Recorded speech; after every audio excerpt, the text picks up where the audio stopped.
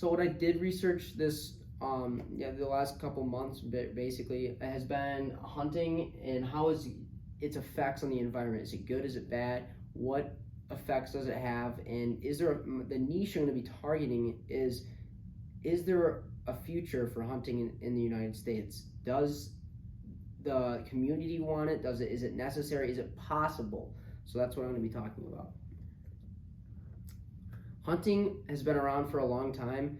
But what I've really learned from my audience, which was mostly consists of different federations like the Wildlife Federation, different hunting organizations, Ducks Unlimited, Rocky Mountain Elk Foundation, Grouse Unlimited, or Grouse Forever, Pheasants Forever, Grouse Unlimited, all of those organizations. I also learned from the Fish and Wildlife Department of the United States.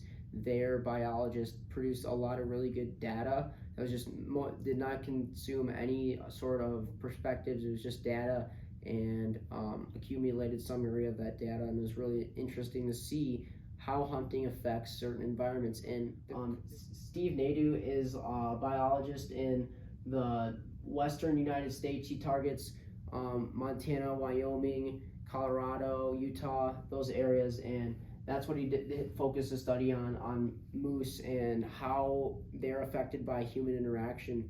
What was interesting was that there's a peak in the late 90s, like 1997, that hunters really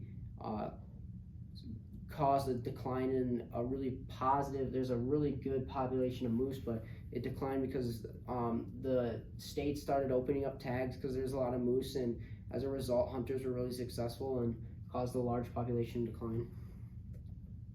But then there's also the good side. There's hunting organizations, like hunters will put their money into organizations like Ducks Unlimited, Pheasants Forever, Rough Grouse Society, Rocky Mountain Elk Foundation. All those foundations come together, and one of my research topics was one of my research discussion pieces of evidence I found, I guess, was that Pheasants Forever and other like bird hunting kind of organizations will go in and they'll create patches of land that have like the really nice habitat for these pheasants and upland game species. So because of these hunters coming in and contributing their money, it's caused better hunting and more wildlife.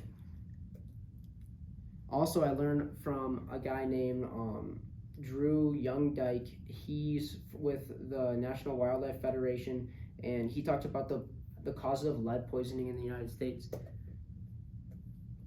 So like lead is not great for any wildlife. It's ducks, geese, all sorts of water, like wetland species. They use these wetlands to feed and to rest and nest, and when they go in here in the water, they dip down and they'll eat anything on the bottom, and when you shoot your lead pellets, they will end up eating it, ingesting it, and it causes a huge population declines. And all these little spots are lead pellets in their chest. So that's why the United States and Canada came together and banned the use of lead for waterfowl hunting species. So now you only have to use non-toxic shells, and that's one way the hunting industry has adapted, and I think has caused a positive increase in wildlife because of hunters being able to adapt. Another example of a really historic hunter was Teddy Roosevelt. He created the National Parks Program, but he did create it out of necessity. Without it, we would have lost our our wild bison because there's overhunting of elk and bighorn sheep and other animals like that.